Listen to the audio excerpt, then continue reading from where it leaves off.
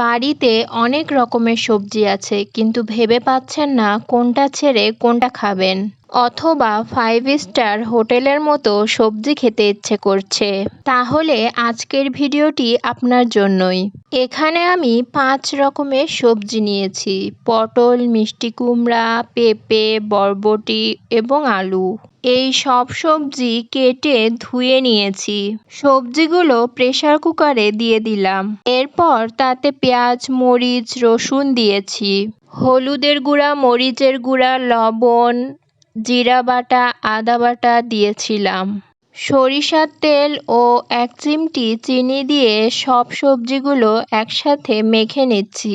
চিনিটা না দিলেও চলবে, তবে স্বাদ বাড়ানোর জন্য দিলে ভালো হয়। 1 কাপ পানি দিয়ে চুলায় বসিয়ে দিলাম। মাত্র 1টা শিস দিয়েই প্রেসার কুকারটি ঠান্ডা হওয়ার জন্য নামিয়ে রাখতে হবে। সব সবজিগুলো সেদ্ধ হয়ে গিয়েছে। পেঁয়াজ ও শুকনো মরিচ লাল করে ভেজে সবজিগুলো ঢেলে দিলাম। সবজিগুলো আধা ভাঙা ও মাখা মাখা হবে।